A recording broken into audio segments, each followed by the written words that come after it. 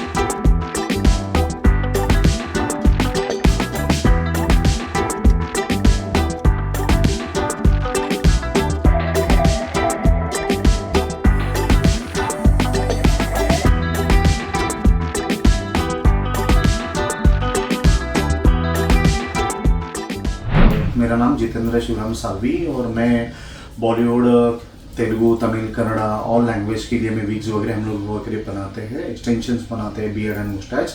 और मैंने मेरे करियर में काफ़ी बड़ी बड़ी फिल्में की है। बाहुबली, बाहुबली 2, RRR, मक्खी, अभी रिसेंटली KGF, सैम बहादुर, डंकी, एनिमल, काफ़ी मूवीज़ मैंने की। जी जीतू जी, सबसे पहले तो ये बहुत इंटरेस्टिंग प्रोफेशन है आप लोगों का कि आप पैन इंडिया फिल्म्स के लिए विग बनाने से लेके बियर्ड और मुस्टाच तक बनाते हैं। तो इसके बारे में आइडिया कैसे आया और किस तरह से जुड़े इस करियर से? जी एक्चुअली कॉलेज मतलब 12th के बाद में मैंने सुरेंद्र जी को देखा था, क्योंकि उन्होंने काफ़ी स्ट्रगल किया था, तो मतलब हमको आगे मतलब नीचे से ऊपर आने के लिए, तो मैंने 12th ख़त्म किया और मैंने उनको ज्वाइन किया, और फिर मुझे इंटरेस्ट आता गया, क्योंकि एक आदमी को हम लोग अलग ही दुनिया में मतलब क्रिएट करते हैं, अलग ही दुनिया का क्रिएट करते हैं। मतलब काफ़ी नेचुरल, मतलब यंग को बूढ़ा बनाते, बूढ़े को यंग बनाते, तो काफ़ी इंटरेस्टिंग था, तो इसीलिए मुझे काफ़ी उसमें दिलचस्पी लगी उसमें। फिल्मों में तो हम देखते ही हैं कि एक्टर अपने एक्टिंग के लिए, अपने करियर के लिए और जो रोल होते हैं उसके लिए अपने लुक्स चेंज करते रहते हैं, लेकिन कुछ फिल्मों में हम देखते हैं तो लगता है कि ये विग है, पता चल जाता है, लेकिन कई बार हम अंदाज़ा नहीं लगा पाते कि एक्टर के असली बाल हैं या फिर विग लगाए हैं। तो ये जो प्रोसेस है उसे कैसे किया जाता है और ओरिजिनल दिखे, किसी भी तरह से ऐसा ना लगे कि ये विग है, उसके लिए क्या ध्यान देते हैं आप लोग? बेसिकली एक्चुअली वही इंपॉर्टेंट है, बिकॉज देखिए अगर विग मतलब वो नेचुरल दिखना चाहिए, लाइक उनके ओरिजिनली हेयर दिखने चाहिए। काफ़ी मेहनत होती है, उनका एक्टर का प्रॉपर मेजरमेंट लेके उनका हम लोग टेक्सचर मैच करते हैं, उनकी जो हेयर लेंथ होती है, हेयर ग्रोथ होती है, उसको प्रॉपर मैच करते हैं हम लोग, वही आर्ट है। अदरवाइज विग फेक लगती है, और मतलब हम लोग उसके हिसाब से काफ़ी मेहनत लेते हैं, बाल का टेक्सचर के हिसाब से काफ़ी वो ये होता है। आप टेक्सचर की बात करें तो हेयर क्वालिटी किस तरह से डिसाइड की जाती है और किस तरह से इन हेयर्स को चुना जाता है? क्या लंबा प्रोसेस होता है सिर्फ बालों को चुनने तक में, वो क्या है? सी एक्चुअली कैसे इसमें अलग अलग होते हैं कि कई जो होते हैं एकदम स्ट्रेट हेयर होते हैं, कई वेवी हेयर होते हैं, कोई हल्के कर्ली हेयर होते हैं, कोई ज़्यादा कर्ली हेयर होते हैं, तो काफ़ी बड़ी टास्क होती है। जब भी मेरे पास रेफरेंस आता है और हम लोग एक्टर के साथ मीटिंग्स करते हैं, तो उसके बाद में मैं यहाँ मतलब उनका प्रॉपर मेजरमेंट लेते हैं, फिर बाद में कैप बनाते हैं, और उसके बाद में फिर टेक्सचर, अलग अलग टेक्सचर उसमें से हम लोग सॉर्ट आउट करते हैं कि कौन सा टेक्सचर ये कैरेक्टर को जाएगा, वो एक्टर को सूट होगा, देन उसके ऊपर फिर प्रोसेस बनती है। और ये बाल फिर आते कहाँ से? एक्चुअली आपने सुना होगा ये तिरुपति से आते हैं, बिकॉज हम हमारे पूरे वर्ल्ड में तिरुपति का बाल को बहुत ही ज़्यादा डिमांड है। तो आप उन्हें खरीदते हैं किस तरह से? बिल्कुल, उनके एक्चुअली ऑप्शंस होते हैं, तो हमारे डिस्ट्रीब्यूटर्स होते हैं, हम लोग डायरेक्टली नहीं खरीदते, हम लोग उनके जो हमारे जो डिस्ट्रीब्यूटर्स होते हैं उनको मतलब बोलते हैं हम लोग, तो फिर वो हमारे पास लेके आता है, और ये केजी के ऊपर आता है, केजी के हिसाब से आता है। तो 1 kg बाल कितने में आते होंगे? आई थिंक ये बहुत ही लंबे बाल तो काफ़ी एक्सपेंसिव, एक मतलब 1,10,000 समथिंग है, इस तरह से होता है।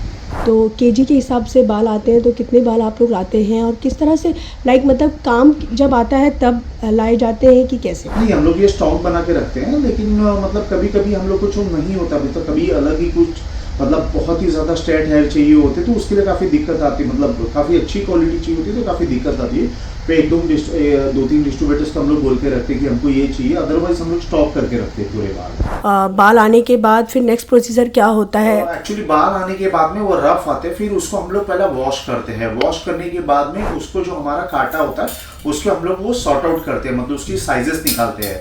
अगर आपने मतलब देखा रहेगा कि अपने को लगता है कि लेडीज के लंबे बाल होते हैं, लेकिन वैसा नहीं होता। जब भी हम लोग ये कांटे पे डालते हैं तो एक ही मतलब एक लेडीज की इसमें 2-3 साइजेस निकलती है, तो उसको प्रॉपर हमको एक ही टाइप के बाल लेना ये बहुत बड़ा टास्क होता है, लेकिन हम लोग को प्रॉपरली हमारे जो है साफ करने वाले पर्सन है वो प्रॉपरली कर लेते हैं, बिकॉज उसका जो टेक्सचर और जो वॉल्यूम है वो सेम होना चाहिए।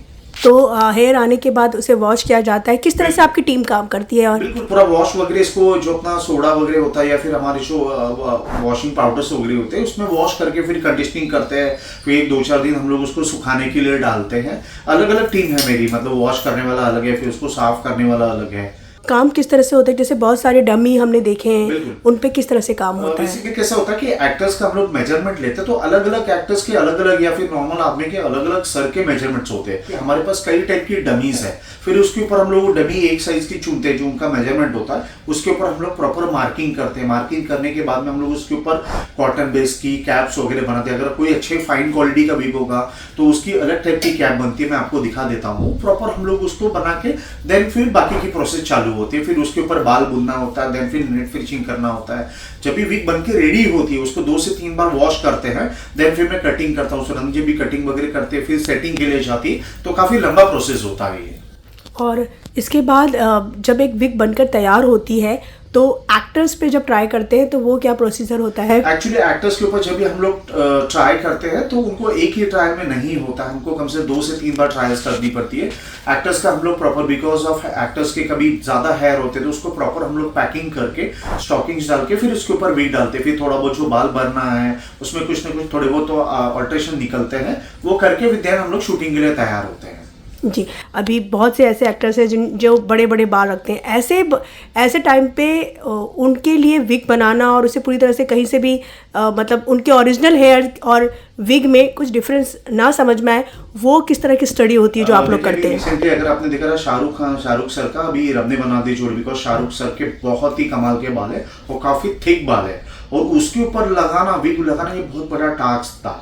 लेकिन हम लोग ने प्रॉपर उनके बाल पैकिंग मतलब जेल वगैरह लगा के पूरा पैकिंग करके हम लोग ने फर्स्ट हाफ में उनको विग है किसी को नहीं पता, फिर हम लोग ने उनके ऊपर विग्स हम लोग ने अप्लाई की और आज तक किसी को नहीं पता कि उन्होंने विग पहनी है रब ने बना दी जोड़ी में। और वो बहुत बड़ा आर्ट था, बिकॉज उनके बाल के ऊपर विग लगाना बहुत डिफिकल्ट है। आजकल हम देखते हैं कि सिर्फ हेयर ही नहीं, लोग मुस्टैच की फिल्मों में मुस्टैच का भी एक अलग एक कह सकते हैं डिमांड रहती है कि हमें ऐसी मुस्टैच चाहिए। और अगर बियर्ड की बात करें तो दाढ़ी भी एक कई तरह की स्टाइलिश आती है। तो किस एक्टर पे क्या सूट करेगा ये कैसे डिसाइड होता है? देखिए आपने देखा होगा कि पद्मावत के लिए रणवीर सिंह सर ने हाफ पिक्चर में तो नकली दाढ़ी पहनी है, तो ये किसी को पता ही नहीं, बिकॉज वो प्रॉपर उसको हम लोग ने मैच किया था एकदम। उनका दाढ़ी का शेप, उनका दाढ़ी का कलर, दाढ़ी के बाल, वो काफ़ी बड़ा मतलब हमारे लिए टास्क था, बिकॉज उन्होंने बीच में दाढ़ी निकाल दी थी दूसरे प्रोजेक्ट के लिए और हम लोग ने वो दाढ़ी बनी, तो आज तक किसी को पता नहीं कि वो दाढ़ी फेक है, दाढ़ी और मुस्टैच। जी, और हेयर एक्सटेंशन में क्या फ़र्क है? अगर आपने रिसेंट हेयर एक्सटेंशन में देखिए, रिसेंटली आपने अगर एनिमल देखा होगा, एनिमल मूवी जो है उसमें रणवीर सर ने एक्सटेंशन पहने हैं। वो किस तरह के होते हैं? एक्चुअली कैसे होता है कि एक्टर्स के जो बाल है उसको उसके लेंथ के हिसाब से हम लोग मैच करते हैं। मतलब उनके अगर 10 इंच के बाल है तो हम लोग 12 से उसको स्टार्टिंग करते हैं। इवन पद्मावत में रणवीर सिंह को भी हम लोग ने जो लंबे अपने अलाउद्दीन खिलजी का जो कैरेक्टर है वो पूरे लंबे जो है वो एक्सटेंशन है। और फिल्मों का जिक्र आप कर रहे हैं तो अब तक कितनी फिल्मों के लिए काम हो चुका है और सबसे डिफ़िकल्ट अगर मैं पूछूं तो वो कौन सी फिल्म थी जिसके लिए बहुत मुश्किल था? जी अगर आप देखेंगे कि संजू के लिए मेरा बहुत बड़ा, मैं पहले भी बोल चुका हूँ कि संजू में जो विग्स हम लोग ने लगाया बहुत ही बड़ा, बिकॉज संजय सर को हमको कॉपी करना था और राजू सर ने एक ही बात बोली थी, बाला अगर विग बराबर नहीं हुआ, अगर लुक परफेक्ट नहीं हुआ तो मैं फिल्म नहीं बनाऊंगा। लेकिन वो हम लोग ने ट्रायल्स पे ट्रायल्स, कम से 19 ट्रायल्स हुए थे, हम लोग 1-1 बजे तक उसके ऊपर काम करते थे, फिर यहाँ पे लाके फिर सुबह हम लोग वापस ट्रायल्स के लिए जाते थे और हम लोग ने वो जेल वाला लुक क्रैक किया, देन फिर अलग अलग हम लोग ने लुक्स क्रैक किए। बहुत डिफिकल्ट था बिकॉज वो संजय सर को मुझे एग्जैक्टली कॉपी करना था, उनके जो हेयर स्टाइल्स को। इवन आप देखेंगे कि जो जेल वाला सीक्वेंस है उसमें जो पीछे जो है हेयर कलर है उनके मतलब जो उनकी चोटी है उसमें भी हेयर कलर, तो वो भी बड़ा डार्क था। फिल्मों का जिक्र करें तो कौन कौन सी फिल्में हो चुकी हैं और जब भी आप कोई फिल्म करते हैं तो डायरेक्टर्स की क्या डिमांड रहती है? देखिए पहले तो हमको डायरेक्टर से या कंपनी से उनके यहाँ से कॉल आता है, फिर एक्टर्स कभी अप्रोच करते हैं, फिर हम लोग जो वहाँ पे उनके साथ मीटिंग होती है, फिर रेफरेंस पिक्चर्स दिया जाता है, मुझे स्केचेस दिए जाते हैं, देन उसके ऊपर फिर वापस हमारी मीटिंग होती है, फिर उनको हेयर टेक्सचर दिखाया जाता है, फिर एक्टर का मेजरमेंट होता है, फिर यहाँ पे आके हम लोग उनके साइज की डमी पे हम लोग उनको मार्किंग करके हम लोग कैप बनाते हैं, देन फिर अलग मतलब कम से कम एक वीक बना के, अच्छे क्वालिटी का अगर वीक बनाना है तो 8 से 10 दिन लगते हैं वीक बनाने के लिए। जी, और KGF जैसी अब कई फिल्मों के लिए आप लोगों ने किया, तो जो एक ही लुक में सेटिस्फाई हो जाते हैं एक्टर की, आपको कई तरह के, एक ही एक्टर के लिए कई तरह के विग बनाने पड़ते हैं? नहीं, बिल्कुल संजय सर के लिए अगर KGF में हम लोग ने उन्हें जो मुझे रेफरेंस पिक्चर दिया था बाहर का हॉलीवुड की फिल्म का था और एग्जैक्ट में मैंने सेम कॉपी किया था, लेकिन जब भी हम लोग ट्रायल किए उसके बाद में उन्होंने नहीं बोला मुझे मेरे हेयर कलर के हिसाब से चाहिए, तो वो फिर मैंने ग्रे हेयर में, अदरवाइज मैंने उनको गोल्डन हेयर में वो जो छोटे मैंने पैच बनाया हुआ वो गोल्डन हेयर में किया था, लेकिन संजय सर ने बोला कि मुझे ग्रे हेयर में चाहिए, तो एग्जैक्टली मैंने सेम उनके हेयर हिसाब से मैच करके दिया वो। जी, तो क्या सिर्फ आप लोगों का काम फिल्मों तक ही सीमित है या ये जो बाल हैं ये आप आम लोगों को भी उनकी डिमांड के हिसाब से देते हैं? बिल्कुल, मेरे पास बहुत सारे कैंसर पेशेंट, एलोपेशिया पेशेंट्स या जिनको हेयर लॉस प्रॉब्लम्स है वो भी आते हैं, बहुत सारे क्लाइंट्स आते हैं और इनके लिए जो कैंसर पेशेंट्स है उनके लिए हम लोग एज अ सोशल वर्क करते हैं, ओनली हेयर का ही हम लोग पैसा देते हैं। और नॉर्मल जो मेल बॉल्डनेस हो, लेडीज बॉल्डनेस हो, उनके लिए हेयर पैचेस और हेयर एक्सटेंड मतलब पैचेस या तो हेयर टूपे भी बनाते हैं हम लोग। तो उसके लिए किस तरह के चार्जेस रहते हैं? नॉर्मली अगर एक पैच बनाना है तो 7 से 8 हज़ार तक आ जाता है, अदरवाइज थोड़ा अगर आपको अच्छे क्वालिटी का चाहिए तो 15-1 हज़ार तक आ जाता है और लेडीज पैच भी ऑलमोस्ट 15-18 हज़ार तक आ जाता है। एक हेयर विग बनाने के लिए कितना वक्त लगता है आप लोगों को? नॉर्मल अगर अच्छे क्वालिटी का बनाना है तो एक 8 से 10 दिन लगते हैं बनाने के लिए, और अगर नॉर्मल क्वालिटी का विग है तो 2 से 3 दिन में बन जाता है। तो आपकी कितनी टीम है जो इस पे काम करती है? मेरे पास कम से कम 25 से 26 वर्कर्स है। जब आप लोगों से मिलते होंगे और आप लोगों को लोग आपसे पूछते होंगे कि किस प्रोफेशन में हो, क्या करते हो, तो कैसा रिएक्शन होता है उन लोगों का? बहुत अच्छा लगता है, मतलब वो काफी खुश होते हैं, सेल्फी भी निकाल देंगे, अरे बाप रे आपने ये फिल्म ये काम किया, ये तो किसी को पता ही नहीं कि आपके इनके पीछे आप हो, तो बहुत अच्छा लगता है। एक और सवाल था कि इंडस्ट्री में इतने सालों से आप लोग हैं और बहुत कम लोग जानते हैं कि पर्दे के पीछे, एक फिल्म के पीछे कितने लोग मेहनत करते हैं। अलग अलग साउंड के लोग भी होते हैं जो साउंड ट्रैकिंग का ध्यान रखते हैं। अभी हमें जैसे पता चला कि आप लोग बालों का ख्याल रखते हैं, तो इंडस्ट्री की एक बात जो आपको थोड़ा सा तकलीफ देती है वो क्या लगती है? वही दुख लगता है बिकॉज अब अभी मुझे तो 22 साल हो गए, सुरेंद्र जी को तो 42 ईयर्स हो गए और इन्होंने बहुत लीजेंड के साथ में काम किया, किशोर कुमार के साथ में काम किया, देव साहब के साथ में किया, शम्मी कपूर साहब के साथ में काम किया, राजकुमार साहब के साथ काम किया, इतने लीजेंड लोग के, लेकिन हमको कभी सराहना नहीं मिलती। हाँ कि हाँ पीछे पिक्चर रिलीज होती है, लुक हिट हो जाता है, हमको अच्छा लगता है, लोग जो हमें पहचानते हैं वो काफी हमारी तारीफ करते हैं, लेकिन एक ही दुख होता है कि हमें कभी अवार्ड नहीं दिया जाता। और दूसरे बिकॉज इस मतलब ये मेकअप का ही पार्ट है, इसलिए शायद वो मेकअप वाले को ही ज्यादा सराहना देते हैं।